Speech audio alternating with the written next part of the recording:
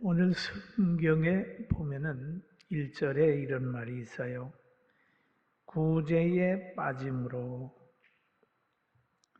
히브리파 사람을 원망하니라고 하는 말이 있어요.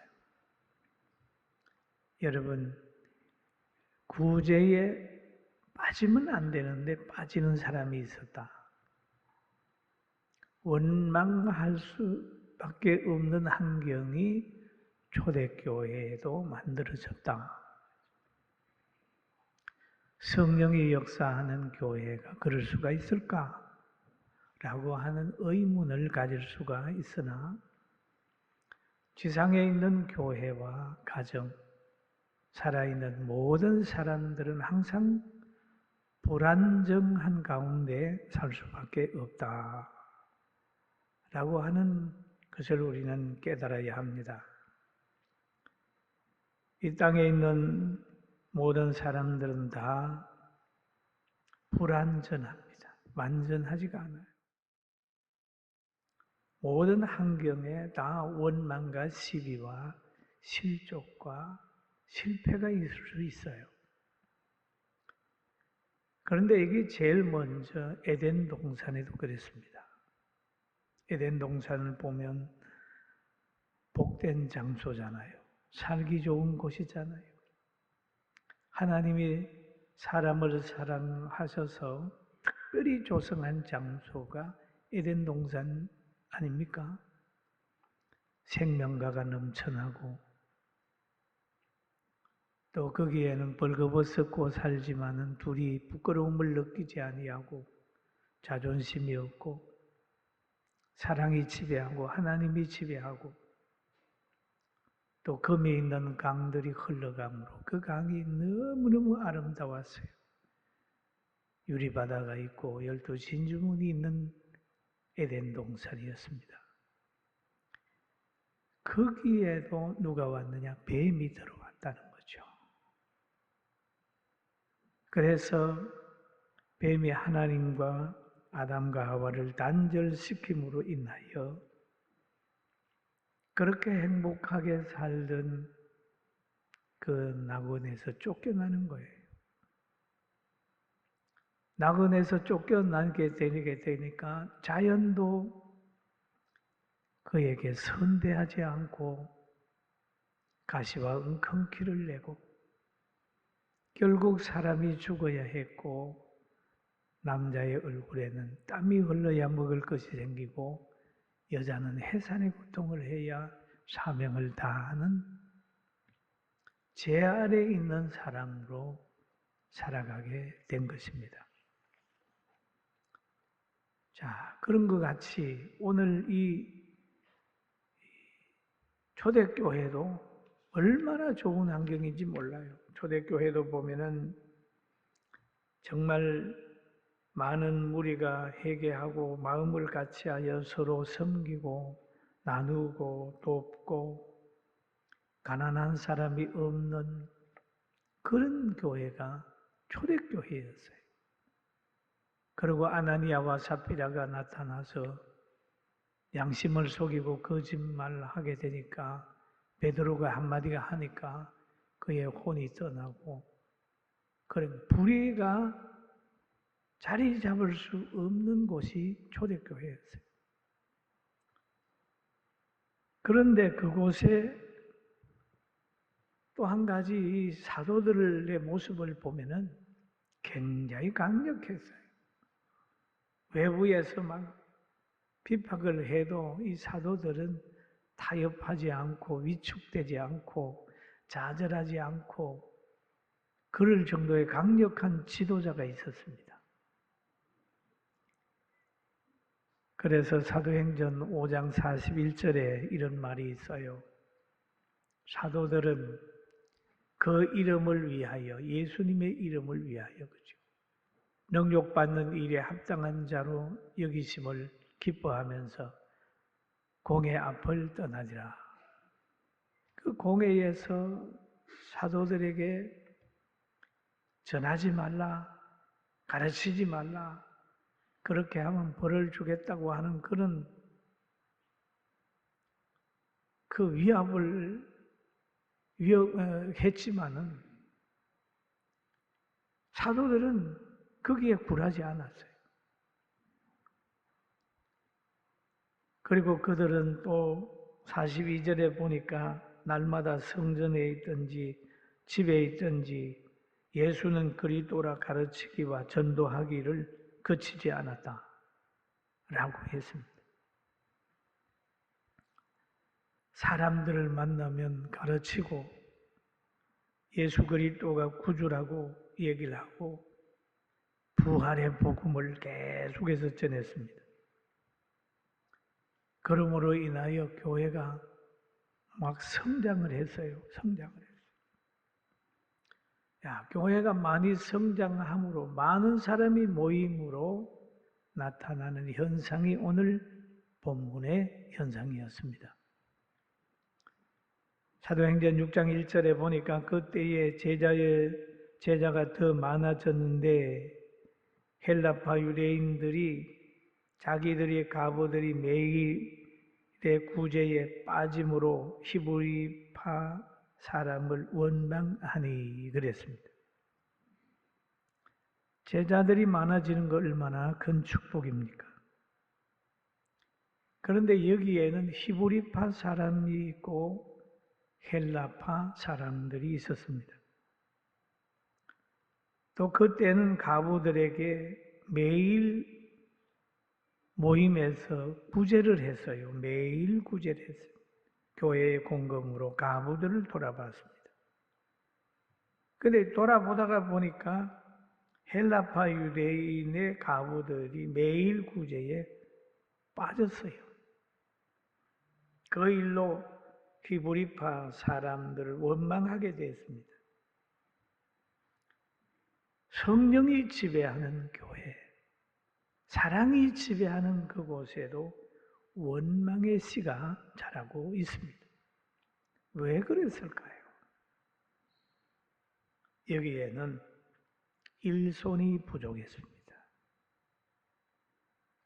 사도들이 다 돌아봐야 되는데 사도들이 사람이 많으니까 못 돌아보게 되는 거예요. 그러니까 거기에 소외되는 사람이 생겨나게 돼 있습니다. 12사도는 그랬어요. 6장 2절에 보니까 12사도가 모여 사도가 모두 제자들을 불러 이르되 우리가 하나님의 말씀을 제쳐놓고 접대를 일삼는 것이 마땅치 아니하니 그랬거든. 이 문제를 사도들은 자신들에게서 찾았습니다. 하나님의 말씀을 제쳐놓고 접대하는 것은 우리가 바람직하지 않다. 사도들은 자기들이 맡은 그 은사를 알았어요. 오로지 말씀, 부활의 예수님을 증거하고 기도하는 것이 자기 사명인 줄로 깨달았습니다. 그 다음에 그들은 말하고 있어요. 자기들은 그 은사를 찾아가고 이 문제 해결을 위해서 대안을 만들어가는 겁니다. 여러분, 교회가 뭡니까? 여러분, 교회를 잘 알아야 돼요. 교회는 그리스도의 몸이고 강단은 하나님의 말씀을 증거하는 것입니다. 세상의 이론이나 철학이나 소식이나 그걸 전하는 게 아니라 부활의 예수님, 성령의 역사하심, 그걸 전하는 거예요. 우리 교회가 성민언을 하잖아요. 구제도 하고 하잖아요. 예수님 없는 구제, 예수님 없는 복지, 예수님 없는 선행, 예수님 없는 단합, 예수님 없는 평화, 부흥은 아무 유익이 없습니다. 예수님이 계십니다. 예수님이 계시고 말씀이 있는 거기에서 일어나는 것들이 생명력이 있지, 말씀이 없으면 거기에는 생명력이 없어요. 예수님이 있어야 길이 있고 예수님이 있어야 생명이 있고 예수님이 있어야 진리가 있는 거예요. 믿습니까? 믿습니까? 그래서 이 사도들은 그러잖아요. 하나님의 말씀을 우리는 전해야 된다. 전무하겠다. 그렇게 했습니다. 그래서 그는 말하기를 하나님 말씀을 제쳐놓고 접대를 일삼는 것은 마땅치 아니하니 자신들이 하는 일에 마땅치 않았다. 고백을 마땅치 아니하니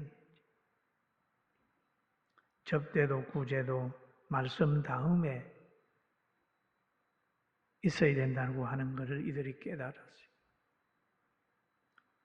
그리고 난 후에 이 문제를 해결하기 위하여 집사를 세우는 거예요. 초대교회가 이 사건을 통해서 집사님이 세워지는 겁니다. 그래서 형제들아 너희 가운데 성령과 지혜가 충만하여 칭찬받는 사람 7을 택하라. 우리가 이 일을 그들에게 맡기고 우리는 오로지 기도하는 일과 말씀 사역에 힘쓰리라. 그렇게 얘기를 합니다. 너희 가운데라는 표현이 있죠. 말씀으로 양육받은 성도들 가운데 성령과 지혜가 충만한 사람. 성령을 받았다는 것은요, 회개했다는 것입니다.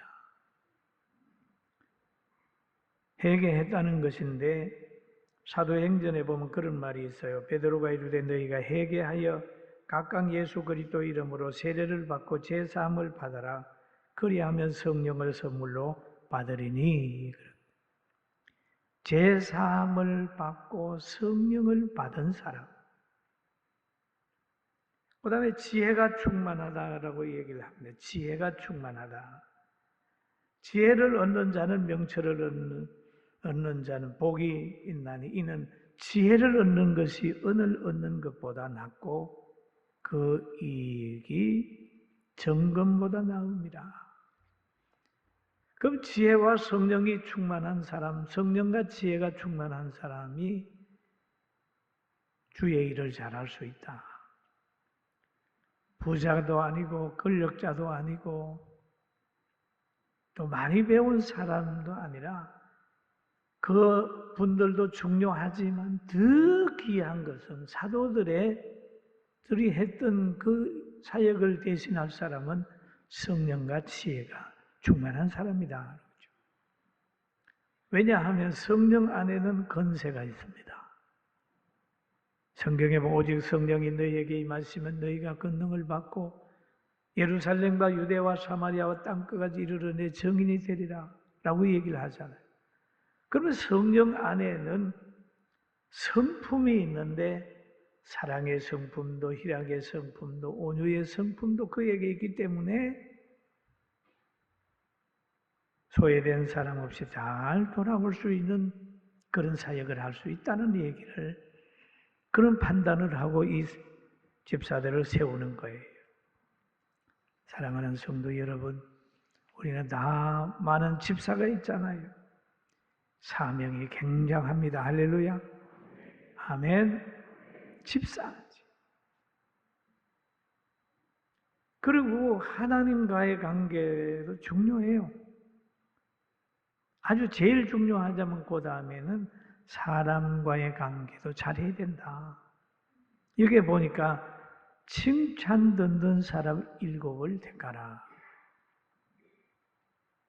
사도들이 하는 것을 대신하려면, 여기 구원의 사역에 동참하려면 사람을 알아야 되거든요. 사람과의 관계도 잘 해야 됩니다. 사람들에게도 인정받아야 돼요. 사랑하는 성도 여러분, 우리는 편견 없이 모든 사람을 사랑할 수 있는, 원수까지라도 사랑할 수 있는 넉넉함이 여러분과 저에게 있기를 주의 이름으로 축원합니다. 여러분, 지상의 교회는 편견이 있고 소외된 사람들이 있을 수밖에 없어요. 그러나 이것을 집사가 세워져서 최소한 하게 되고 교회를 건강하게 만들어야 됩니다. 그러면 오늘 이 본문에도 그런 말이 있잖아요. 집사들을 세운다, 일곱을 택하라라고 했을 때에 그 교회 분위기가 어떻느냐. 그 모임 분위기는 그랬어요. 5절에 보니까 온 무리가 이 말을 기뻐하여 믿음과 성령이 충만한 사람 서데바나와 빌립과 브로코로와 니가노르와 디몬과 이 밤에 나와 유대교회에 입교했던 안디옥 사람 니골라를 택했다. 그들이 택했어요.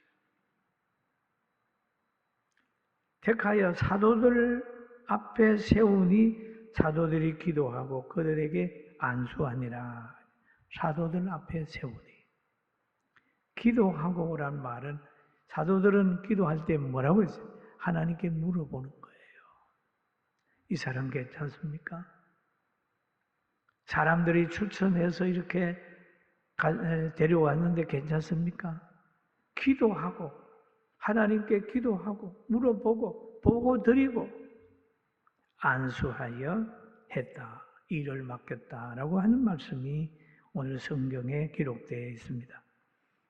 사랑하는 성도 여러분, 우리는 위대한 사람이고 하나님이 쓰는 사람이고 행복한 사람인 것을 기억하게 되길 주의 이름으로 축원합니다. 그런데 이 초대교회에 세워졌던 집사들의 영적 상태나 모습을 보면 대단했습니다.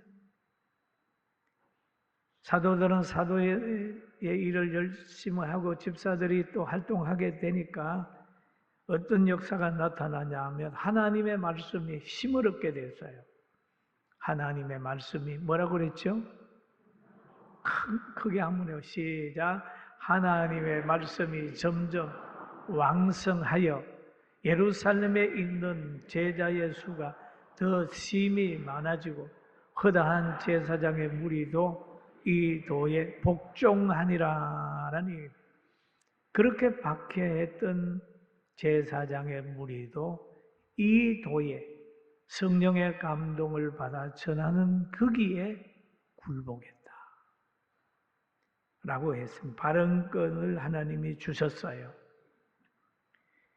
하나님의 말씀이 왕성하고 제사장의 무리도 복음에 복종하게 되고 균형 잡힌 성장이 시작이 됩니다. 이 서대반 집사를 보면은 대단해요. 빌립 집사도 대단하고 다른 분도 다 나름대로 대단했지만 특별히 서대반 집사를 보면은 그 중에 참 열정이 있어요. 서대반이 은혜와 권능이 충만하여 큰 기사와 표적을 민간에게 행하니. 여러분이 집사님을 통해서도 막 귀신도 쫓겨나가고 병도 치료되고 복음이 막 전파되는 거예요. 구체적인 내용은 없지만은 여기에 기사와 표적이 나타난다고 그러니까 그 당시에 그런 표적이 나타나는 것으로 보게 됩니다. 그리고 여기에 빌립보서 1장 29절에도 보면은 이런 말씀이 있어요. 그리스도를 위하여 너희에게 은혜를 주신 것은 다만 그를 믿을 뿐 아니라 또한 그를 위하여 고난도 받게 하려 하심이라 그랬죠.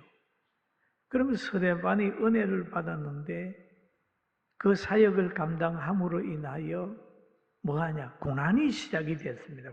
고난이 시작이 됐어요. 얼마나 큰 고난이 시작이 됐나요? 서대반을 막 이단으로 몰아버리는 거죠. 하나님의 율법을 범한 사람으로 몰고 가는 거예요. 과거 예수님을 박해하는 방법을 가지고 사도들도 박해하더니 또 서대반이 전도를 하니까 서대반도 지금 막 박해를 하는 겁니다. 거짓 정인을 세워가지고 서대반이 막 율법을 범했다 이렇게 얘기를 하는 거예요. 11절에 그건 나와 있습니다. 사람들을 매수하여 말하게 하되 이 사람이 모세와 하나님을 모독하는 말을 하는 그것을 우리가 들어노라 하게 하고 매수하여 그랬지. 매수하여 돈을 줘가지고 거짓말하게 하는 거예요. 매수하여. 예수님 당시에도 그렇고 사도들에게도 그렇고 스데반에게도 그런 매수.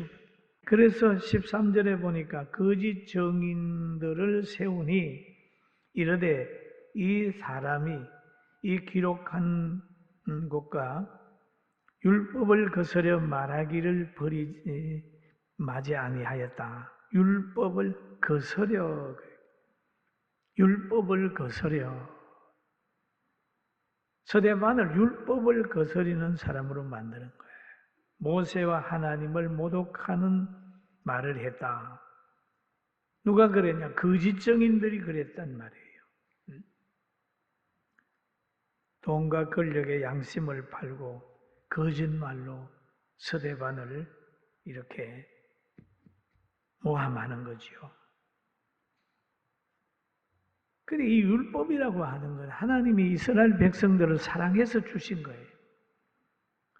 율법을 가만히 들여다보세요. 다 사랑의 동기가 있습니다. 왜냐하면 십계명도 가만히 보면 행복한 가정으로 살아라, 이웃과의 관계, 부모와의 관계 좋게 하려고 하는데 이 악한 사람은 꼭 법을 나쁘게 사람 죽이는 데 사용을 하고 있단 말이에요.